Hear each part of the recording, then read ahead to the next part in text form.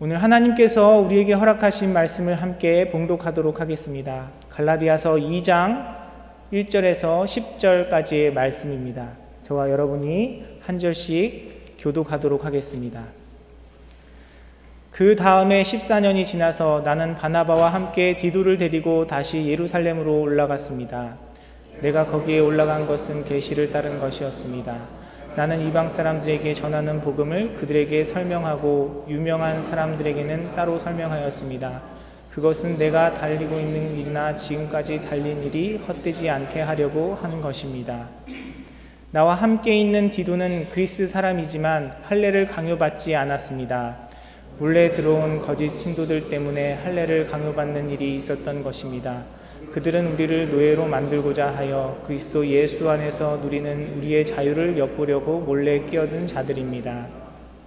우리는 그들에게 잠시도 굴복하지 않았습니다. 그것은 복음의 진리가 언제나 여러분과 함께 있게 하려고 한 것입니다. 그 유명하다는 사람들로부터 나는 아무런 제한도 받지 않았습니다. 그들이 어떤 사람이든지 나에게는 아무 상관이 없습니다. 하나님께서는 사람을 겉모양으로 판단하지 않으십니다.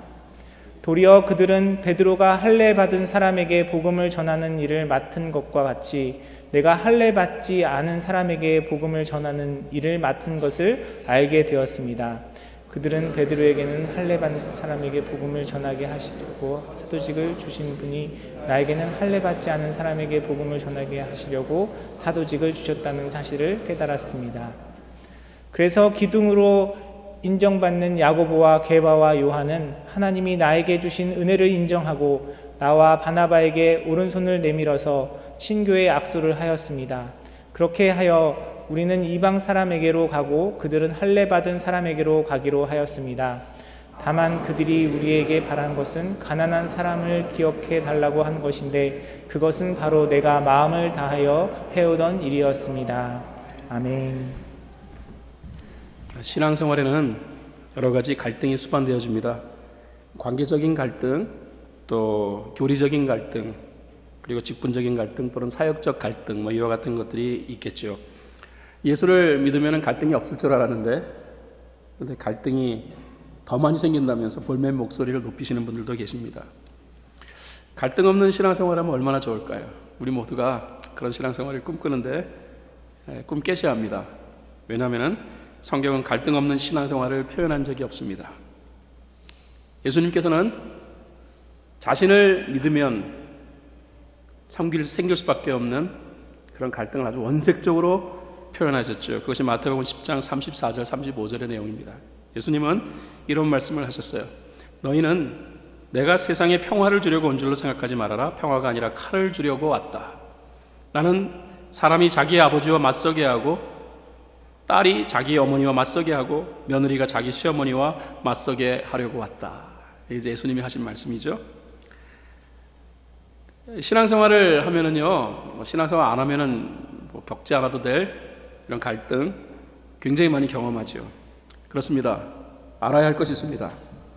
성경은 신앙 안에서의 갈등을 전제로 하고 있다는 것을. 하지만 성경은 갈등을 어떻게 다루어야 하는지에 대한 원리만큼은 분명하게 밝히고 있습니다. 우리가 읽은 본문 속에 이러한 내용들이 담겨져 있습니다. 자, 본문은 바울이 경험했던 갈등을 배경으로 하고 있어요. 예수님을 통해서 사도로 부르심을 받았던 바울이 이방 사람들에게 복음을 전했잖아요. 그런데 이 바울에 대하여서 또 비판과 그리고 도전이 있었다라는 거예요. 그러니까 바울에 대한 비판과 도전은 두 가지로 압축될 수 있는데 누가 너를 사도로 세웠니? 하는 이슈와 또 네가 진짜 참 복음을 전하고 있니? 하는 이 두 가지 이슈를 가지고 바울에게 비판과 그리고 도전이 행해졌다라는 것입니다. 여러분, 우리가 정말 이런 비판과 또 이런 도전을 직면할 때 우리 마음속에 당연히 갈등이 생길 수밖에 없어요. 당시 복음은 주로 유대인을 대상으로 하여서 전해지고 있었습니다. 그런데 우리 주 예수 그리스도께서는 백부장, 이방인이었던 백부장 고넬료의 회심의 사건을 통하여서 복음이 유대인들에게만 한정된 것이 아니라 이방인들에게도 대상으로 한다라는 사실을 드러냈습니다만, 그럼에도 불구하고 워낙 율법의 영향을 많이 받았던 당시 교회 사람들은요, 이 복음을 전해야 할 대상을 대체적으로 유대인들에게 한정 지었다라는 것입니다. 이때 이방인을 위한 사역을 표방했던 바울이 이방인들에게 복음을 열심히 전했습니다. 근데 바울이 전했던 복음의 핵심적인 내용은, 복음은 예수 그리스도다. 예수 그리스도만 믿으면 구원을 얻는다. 율법적 행위를 전제로 하지 않는다. 믿음이 구원을 이룬다라는 이 복음의 내용을 전했다라는 거예요. 그런데 이 유대주의적 사고방식을 가진 그리스도인들이 이것을 못마땅하게 생각한 거예요. 그래서 네가 전하는 복음이 진짜 복음이니? 그리고 너는 무슨 권리로 그런 복음을 전하니? 하는 바울 자신에 대한 사도성에 대한 부분과, 그리고 바울이 전하는 복음의 내용에 대하여서 불편함을 원색적으로 표현했다라는 것입니다. 이런 상황 속에서 바울이 얼마나 갈등을 경험했을까 우리가 충분히 짐작할 수 있겠죠. 그런데 오늘 본문은 이러한 자신이 경험했던 갈등을 바울이 어떻게 다루었는지에 대한 내용들을 제법 디테일하게 표현하고 있다는 것입니다. 이 부분을 여러분과 함께 같이 묵상해 보고자 합니다. 자, 바울은 오늘 말씀을 통하여서 갈등을 경험하고 있을 때 바울은 다음과 같은 원리를 우리에게 제시합니다. 반드시 영적으로 접근하라는 거예요. 이거 뭐 당연한 말이겠죠. 목사님 뭐 영적으로 접근해야 되는 것이 당연한 것인데, 그런데 여러분 그게 쉽지 않아요. 왜냐하면 일반적으로 갈등을 접하게 되면 사람들은 감정적으로 굉장히 예민해져요. 그러다 보면은 감정적 대응을 하게 돼요. 이 감정적 대응은 당연히 다른 갈등을 또 유발시켜요. 여러분, 감정적 대응이 갈등을 해결한 적은 없어요. 자, 바울이 예루살렘에 갔던 것은 자신이 회심한 지 3년째 되는 해에 예루살렘에 갔다라는 거예요. 그것이 갈라디아서 1장 18절에 기록되어져 있어요. 그리고 난 다음에 바울이 두 번째 예루살렘을 방문하는데, 그 예루살렘을 방문했던 것을 바울은 이렇게 말합니다. 내가 그 후 14년 지나서 예루살렘을 방문했다라는 거예요. 그것이 갈라디아서 2장 1절의 내용입니다. 바울은 이렇게 말하죠. 그 다음에 14년이 지나서 나는 바나바와 함께 디도를 데리고 다시 예루살렘으로 올라갔습니다. 그러니까 당시 복음의 중심지는 예루살렘이었습니다. 따라서 바울은 자주 예루살렘을 방문하는 것이 당연하게 여겨질 수밖에 없잖아요. 그럼에도 불구하고 예루살렘에 가는 것은 상당히 자제한 듯한 인상을 받게 됩니다. 그나마 바울은 자신이 예루살렘을 방문할 수밖에 없었던 그 중요한 근거를 계시로 표현하고 있어요. 갈라디아서 2장 2절 상반절에 내가 거기에 올라간 것은 계시를 따른 것이었습니다. 계시가 뭡니까? 계시는 하나님의 뜻이 드러나는 것을 의미하는 것이죠. 바울은 하나님의 드러난 뜻을 받고서 예루살렘으로 올라갔다라고 표현하고 있어요. 이게 바울이 자신이 경험하고 있는 이 갈등적 내용에 대하여서 영적으로 접근하고 있다라는 이 내용을 드러내는 대목이라고 말할 수 있습니다. 사도들이 엄두도 내지 못했던 이방 사람들을 향한 복음 전파, 바울이 했어요. 그런데 바울을 칭찬해 주지는 못할 망정 오히려 바울이 잘못된 복음관을 가지고 있다, 또 자칭 사도라는 등의 이런 비판을 바울에게 가했어요. 그러니까 바울이 좀 마음이 많이 불편했겠죠.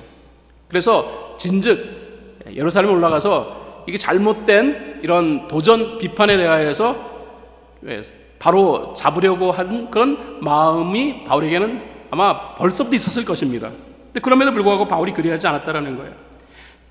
갈등 앞에서 바울은 감정적인 태도가 아닌 영적인 태도를 유지하고 있었기 때문이었습니다.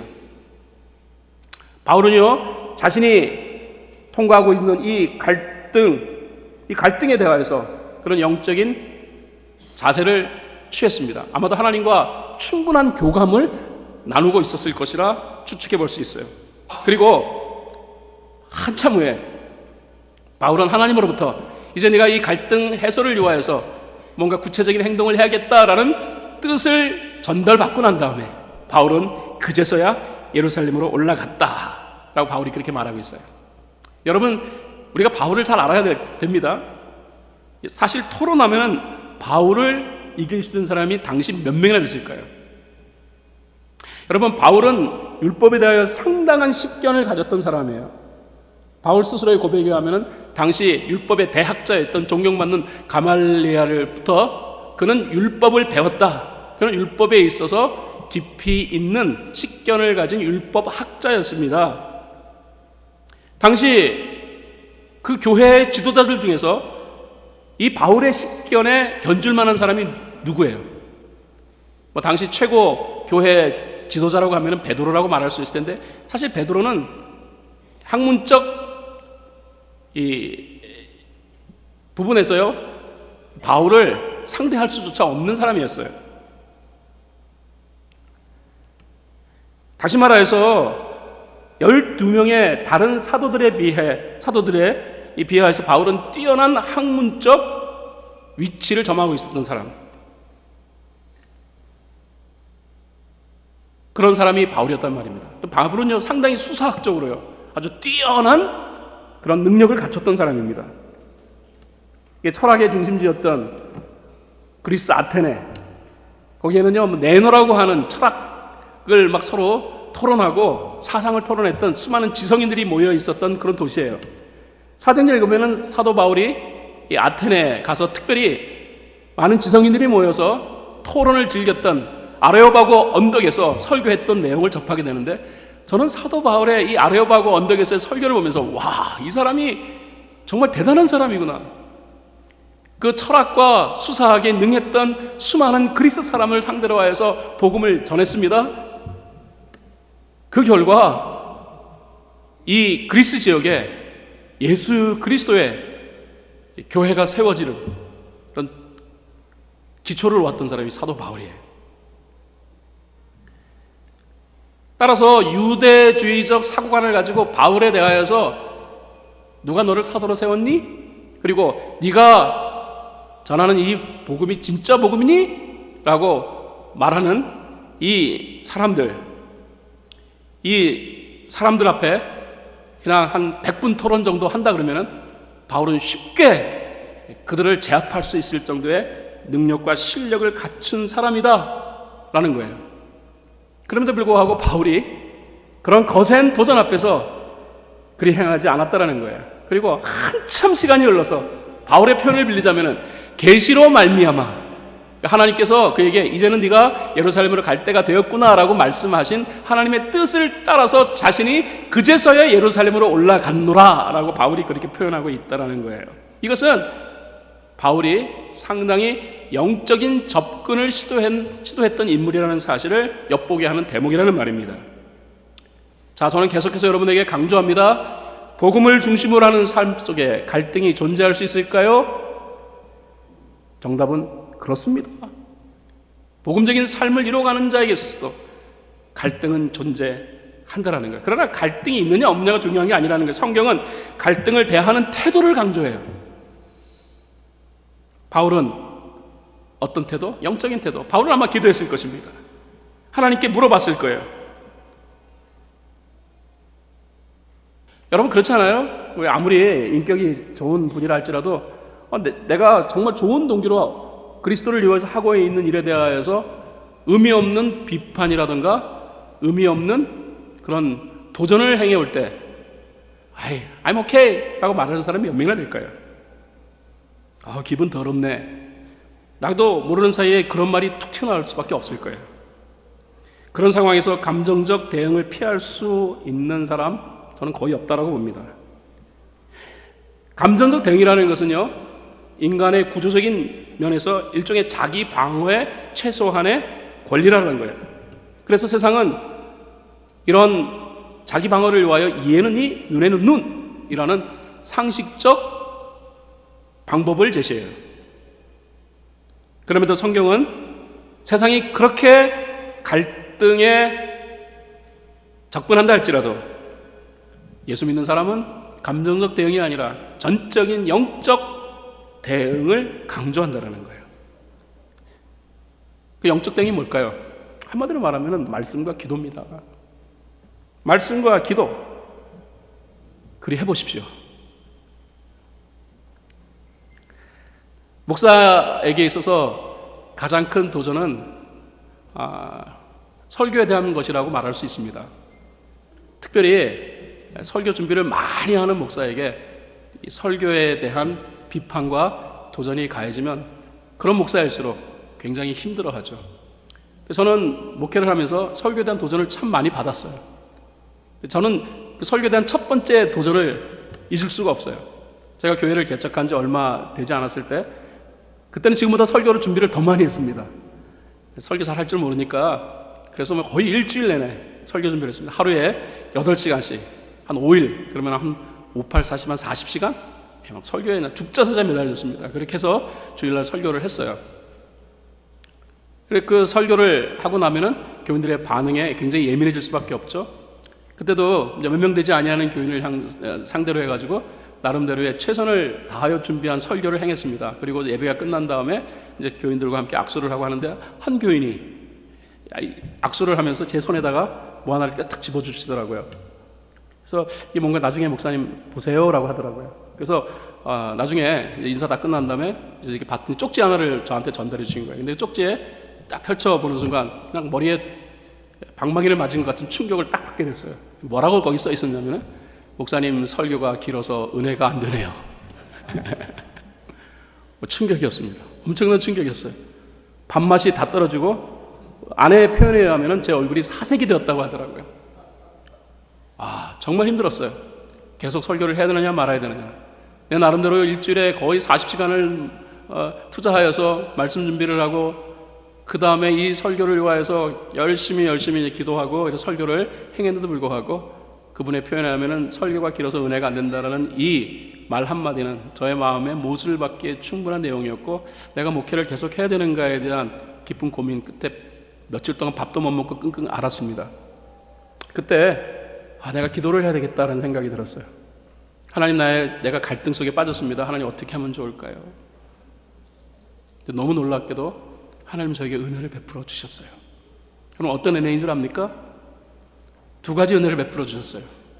엄청난 갈등 앞에서 그 갈등을 제대로 이해하지 못하거나 아니면은 잊어버리는 은혜를 하나님이 저에게 허락해 주셨습니다. 몇 년 전이었습니다. 비슷한 예가 저에게 또 있었어요. 그날도 설교를 열심히 했습니다. 그날따라 전 진짜 좋은 설교였다고 저는 생각을 하는데, 아주 최선을 다해 설교를 했습니다. 교인들이 반응이 상당히 좋았어요.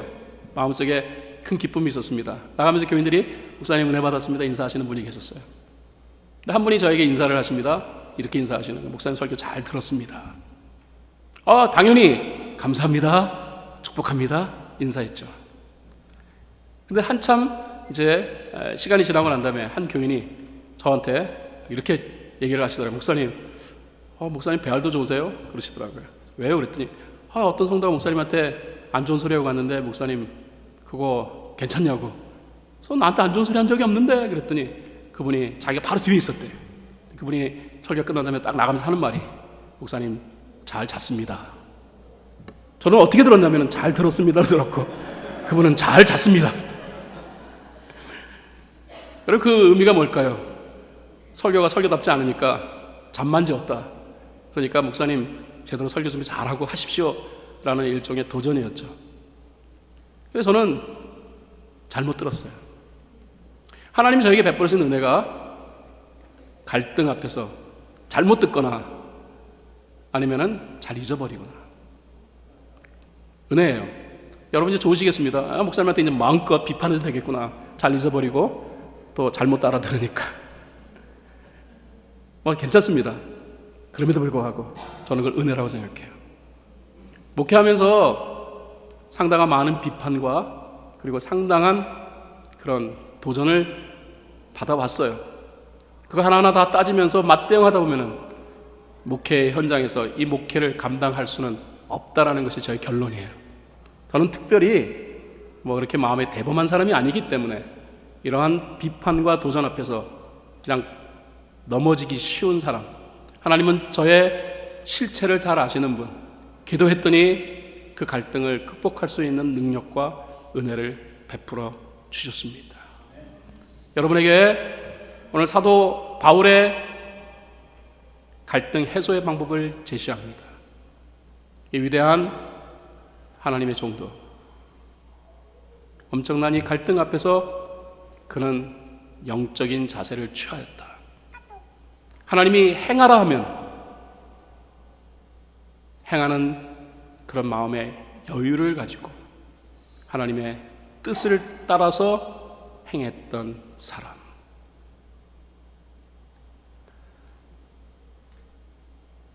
예전에 한 교우가 사기를 당해서 힘들어한 것을 저에게 토로한 적이 있습니다. 진짜 믿는 사람이었는데, 진짜 정말 믿을 수 있는 사람인 줄 알았는데, 그 사람에게는 뭐 큰 돈은 아닐지 모르지만 자기에게 있어서는 거의 뭐 자기의 인생과 맞먹을 그 돈을 사기치고, 그래서 자기 삶을 알거지로 만드는 사람. 근데 그 사기를 당했다는 사실을 아는 순간 그 마음속에 분노라는 갈등이 생겨나고, 그래서 죽여버렸으면 좋겠다라는 마음이 생겼다. 그러면서 목사님, 나 이거 너무 힘들다고 제 방을 찾아와서 기도해달라고 얘기를 하신 분이 계세요. 그래서 제가 그때 어려움을 당하셨지만은 협력하여 선을 이루실 하나님을 기대하십시다 했더니, 목사님, 그 원론적인 말로는 제가 위로가 안 됩니다. 나는 지금도 이가 갈리는 분노 속에 빠져 있습니다. 정말로 목사님, 나 잡아주지 않으면 지금도 찾아가지고 그 사람 죽여버릴 것 같은 그런 충동에 휩싸여 있는데, 목사님 어떻게 하면 좋겠어요? 목사님의 이 지혜로운 방법을 제게 좀 제시해 주세요. 제가 그때 전했던 내용이 그겁니다. 말씀과 기도에 힘쓰십시오. 그분은 그렇게 표현하셨습니다. 목사님, 그건 원론적인 얘기고요. 내 마음에 이글거리는 이 갈등의 문제를 내가 정말로 해결할 수 있는 프랙티컬한 애플리케이션을, 실제적인 적용을 저에게 가르쳐 주세요. 제가 다시 말했습니다. 형제님, 말씀과 기도에 힘쓰세요. 그리고 기도해 드렸습니다. 한 며칠 지난 다음에 이 형제가 다시 저를 찾아왔습니다. 제 방문을 노크하고 들어왔어요. 근데 그 표정이 그리 나빠 보이지 않았습니다. 제가 단도직입적으로 물었죠. 괜찮으십니까? 그랬더니 마음이 많이 가라앉았습니다. 뭐 하셨어요? 그랬더니 목사님이 말씀과 기도 힘쓰라 그래서 그냥 말씀 읽고 기도에 힘썼습니다. 그랬더니 한 가지는 달라지더라고요. 그러더라고요. 뭐냐 그랬더니 죽이고 싶은 마음은 없어지고 불쌍하다는 생각은 들었다 그러더라고요. 제가 할렐루야 했습니다. 여러분, 성경은 한 번도 우리에게 예수 믿고 나면은 갈등에서 자유로워지고 갈등에서 해방되어진다라고 가르친 적이 없습니다. 하지만 성경은 우리에게 강조합니다. 예수 믿는 자 삶 가운데서 갈등이 존재하지만, 그러나 그 갈등을 영적으로 승화시켜라. 바울은 이 분명한 애플리케이션을 갈라디아 교인들에게 제시하고 있는 거예요. 저와 여러분도 믿음의 삶을 이루어가면서 여러 가지 갈등에 직면할 수 있을 것입니다. 그 갈등을 말씀과 기도로 정복하십시오. 두 번째 내용입니다. 두 번째 내용은 공감을 위한 소통을 시도하라는 것입니다. 바울의 표현을 잘 살펴보면요, 바울은 어떤 의미에서 보면 상당히 당당한 그런 태도가 바울로부터 느껴져요. 그러니까 우리가 지난번에 갈라디아서 1장 내용을 묵상했었는데, 갈라디아서 1장 20절에 보면 바울은 이런 말을 해요. 내가 여러분에게 쓰는 이 말은 하나님 앞에서 맹세코 거짓말이 아닙니다. 그러니까 나는 순수한 동기를 가지고 양심의 가책 없이 지금 얘기하는 것입니다라고 말하고 있잖아요. 그러니까 하나도 꿀릴 것 없다. 뭐 이걸 아주 완곡하게 표현하는 말이라고 할 수 있습니다. 한마디로 말하면은 별 시답지 않은 사람이 별 헛소리 하고 있다라고 무시해 버릴 수도 있다라는 거예요. 그럼에도 불구하고 바울은 하나님의 뜻을 따라서 예루살렘에 가서 자신이 전하는 복음에 대한 내용을 예루살렘 교회의 지도자들에게 설명합니다. 그것이 갈라디아서 2장 2절 하반절에 기록되어 있습니다. 바울은 이렇게 말하죠. 나는 이방 사람들에게 전하는 복음을 그들에게 설명하고 유명한 사람들에게는 따로 설명하였습니다. 그것은 내가 달리고 있는 일이나 지금까지 달린 일이 헛되지 않게 하려고 한 것입니다. 바울이 말하는 요지는 이것입니다. 내가 지금 적극적으로 이 갈등의 문제를 해소하기 위해 예루살렘에 온 것은 나 자신을 위해서가 아니라 그리스도의 일을 위해서다. 다시 말하여 대의를 위하여 한 것이다 라고 바울이 말하고 있는 거예요. 그러면서 그 대의를 위하여 그 갈등의 해소를 이루기 위하여 바울이 택한 방식은 공감을 얻기 위한 소통이었다라고 말하는 거예요. 바울은 예루살렘 교회 지도자들에게 복음을 설명했다라는 것입니다. 그리고 유명한 사람들에게는 따로 더 보충해 설명했다라고 바울은 표현하고 있어요. 여기서 유명한 사람들은 아마도 대사도들을 말하는 것이겠죠. 12명의 사도를 말하는 것일 것입니다. 여기서 우리는 중요한 내용을 발견할 수 있어요. 다시 말해서 소통이라는 부분인데요. 현대 교회 그리스도인들은요, 소통과 그리고 험담을 구분을 못해요. 현대 교회는 소통은 사라지고 가스핑이 난무하고 있어요. 그럼 험담과 소통의 차이가 뭐예요? 하고 여러분들이 저한테 질문한다면 저는 성경의 근거를 들어 다음과 같이 말씀드리고 싶어요. 소통과 험담의 차이는 무엇이냐 하면, 험담은 흥미 아니면 재미삼아 또는 자기의 어떤 유익을 위하여서 행해지는 행동이다. 다시 말하여 험담은 흥미의 충족 아니면 자기 마음의 편함을 위하여서 시도되는 그런 언어들이고, 소통은 대의를 따라 하는 것이 소통이다.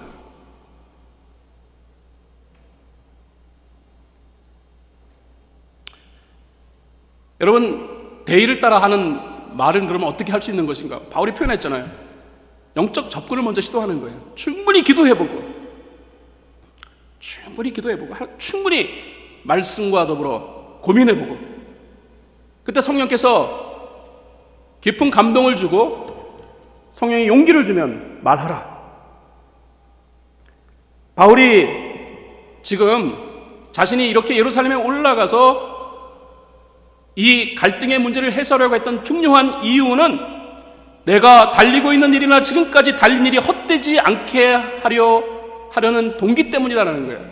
다시 말하여 복음이 이방 사람들에게 전하여지는 것에 방해를 받지 않게 하기 위하여 내가 이 갈등의 문제를 해소하기 위한 방식으로 소통을 시도하고 있다는 사실을 바울은 표현하고 있는 거예요. 그런데 바울이 그럼 예루살렘에 혼자 올라갔는가? 아니라는 것입니다. 바울은 예루살렘에 올라갈 때 바나바와 디도라는 두 사람과 더불어 올라갔다라고 말합니다. 바나바가 누구입니까? 바나바는 바울의 동역자예요. 바울이 스스로를 변호하려고 꺼낸 말들이 유대주의적 사고를 가진 그리스도인들을 공격하기 위한 의도가 아니라 정말 깊은 기도 속에서 이방인들에게 원활하게 복음이 전파되는 일이 방해되지 않고자 하는 바른 동기를 증거해 줄 수 있는 사람이라 바나바를 여겼기에 그가 바나바를 데리고 갔다라는 것입니다.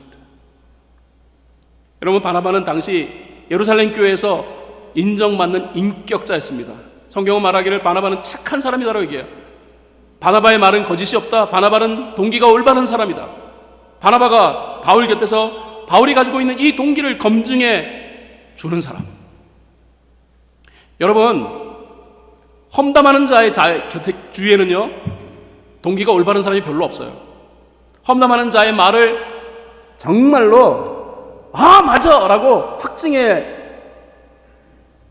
주는 사람,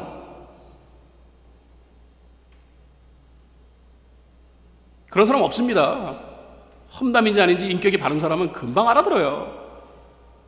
하지만 그것이 정말로 대의를 위한 소통인지 아닌지를 인격자들은, 하나님의 말씀을 사랑하고 하나님의 뜻을 기뻐하는 사람들은 한 번에 알아듣습니다.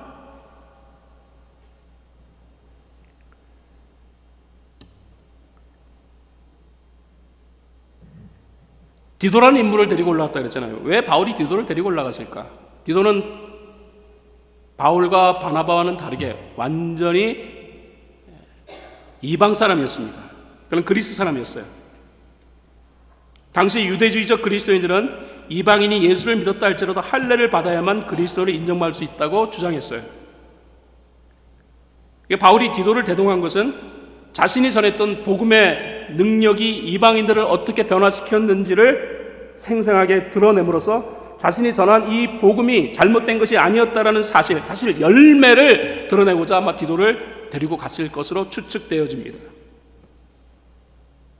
갈라디아서 2장 3절에서 5절을 보면은요, 유대주의적 사고를 가진 사람들이 비록 디도가 예수를 믿었지만 할례를 강요했다. 그래서 바울은 디도가 할례 받지 않겠다라고 표현하고 있어요. 나와 함께 있는 디도는 그리스 사람이지만 할례를 강요받지 않았습니다. 몰래 들어온 거짓 신도들 때문에 할례를 강요받는 일이 있었던 것입니다. 그들은 우리를 노예로 만들고자 하여 그리스도 예수 안에서 누리는 우리의 자유를 엿보려고 몰래 끼어든 자들입니다. 우리는 그들에게 잠시도 굴복하지 않았습니다. 그것은 복음의 진리가 언제나 여러분과 함께 있게 하려고 한 것입니다. 할례도 받지 않는 디도가 어떻게 신앙생활을 하고 있을까? 그런데 놀랍게도 디도라는 사람은요, 복음 안에서 정말로 멋있는 신앙적 모습을 보였던 사람, 디도를 통하여 수많은 사람들이 예수 그리스도를 발견하게 되어지는 정말로 삶에 있어서 완전 복음화가 이루어졌던 사람. 그런데 바울은 예수 그리스도 외에 어떤 율법적 행위를 강요하지 않았음에도 불구하고 성령의 전적인 은혜에 의하여 디도는 하나님의 사람으로 아름답게 빚어져 갔던 거예요. 바울은 그런 이유에서 디도를 자신이 전한 복음의 열매로 여기며 예루살렘으로 데려갔습니다.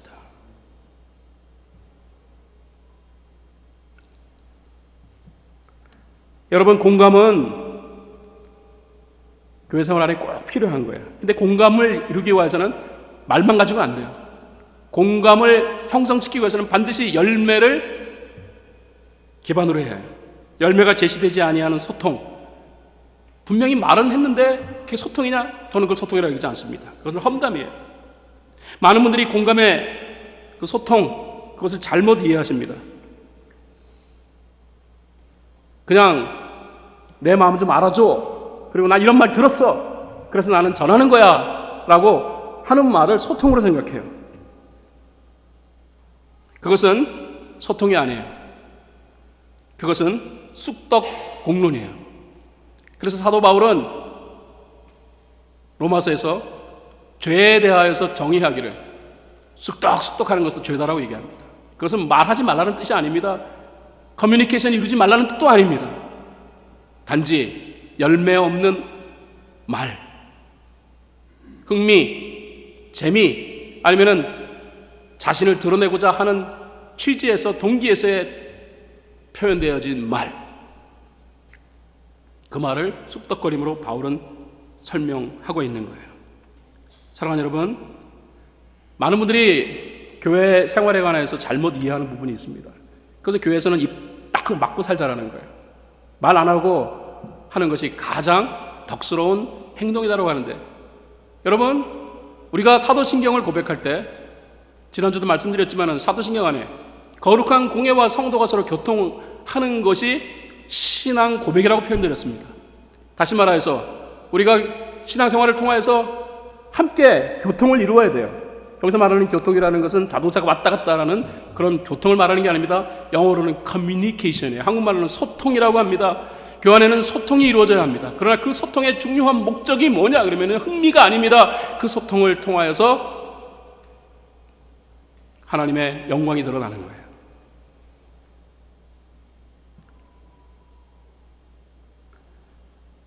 사도 바울은 이러한 공감을 위한 소통을 예루살렘 교회 지도자들과 함께 시도했습니다.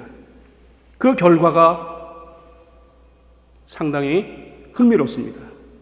바울이 이러한 소통을 시도하자 갈등의 해소라는 놀라운 결과가 이루어졌다는 사실을 바울은 7절과 8절에서 표현하고 있어요. 바울은 이렇게 말합니다. 도리어 그들은 베드로가 할례받은 사람에게 복음을 전하는 일을 말하는 것과 같이 내가 할례받지 않은 사람에게 복음을 전하는 일을 맡은 것을 알게 되었습니다.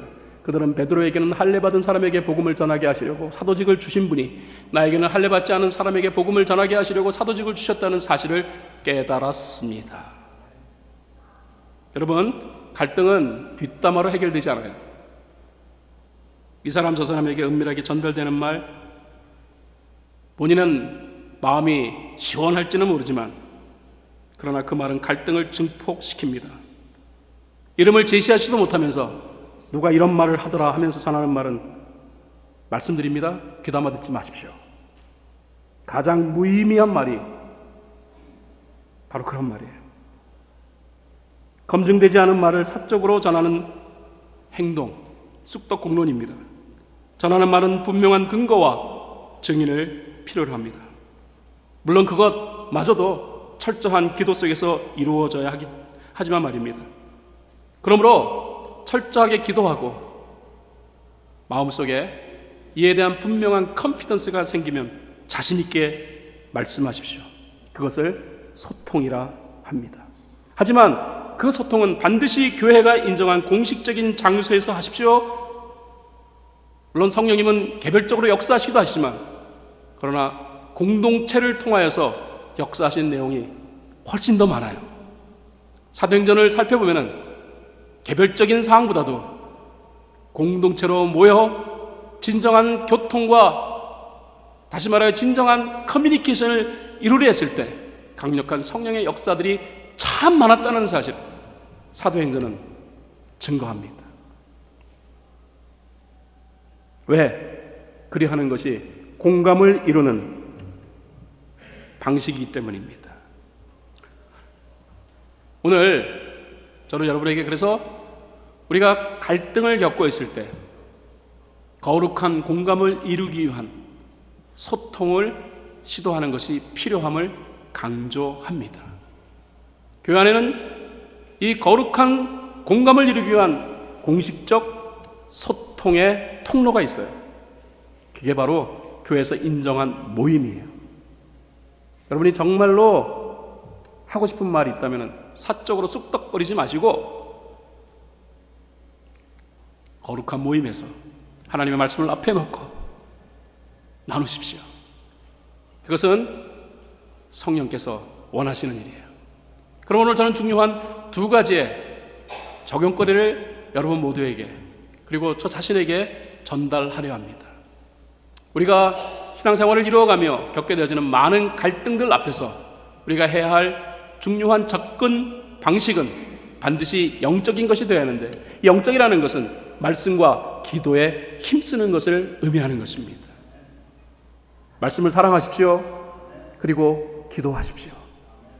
말씀과 기도 가운데서 여러분의 마음 가운데 정말 함께 나누고 싶은 그런 마음의 컨피던스가 생기면, 그러면 여러분의 말을 컨펌해 줄 수 있는 사람들과 함께 이 내용을 나누십시오. 영적으로 깨어있는 자, 교회 안에 많아요. 소그룹 모임, 가지 모임에 여러분과 함께 은혜를 나눌 수 있는 사람들이 있어요. 또 교회 안에 여러 공식적인 모임 안에 장로님들도 세워져 있고 교육자들도 있는 그 자리에서 말씀을 나누십시오. 그 과정을 통하여서 성령께서는 우리의 마음속에 우리가 갖고 있는 이 갈등의 문제를 해소시키는 강력한 역사를 행하실 것입니다. 누가 교회 안에서 입 꽉 다물고 살라고 했나요? 잘못된 가르침이에요. 나누십시오. 그러나 우리는요, 험담, 가스핑을 소통으로 여기서는 안 됩니다. 철저하게 하나님 말씀을 앞에 놓고 기도하며 그 나눠지는 자리는 반드시 영적으로 또 하나님의 깊은 뜻 헤아릴 수 있는 분별력 있는 사람들과 나누심으로 말미암아 공감이 이루어지고 우리의 삶에 하나님이 주는 진정한 평강과 은혜가 경험되어지는 역사를 이루어 가라는 말입니다. 이러한 삶이 바로 저와 여러분의 삶이 될 수 있기를 예수 그리스도의 이름으로 격려드리고 또 그리 행하시도록 여러분의 삶을 축원합니다.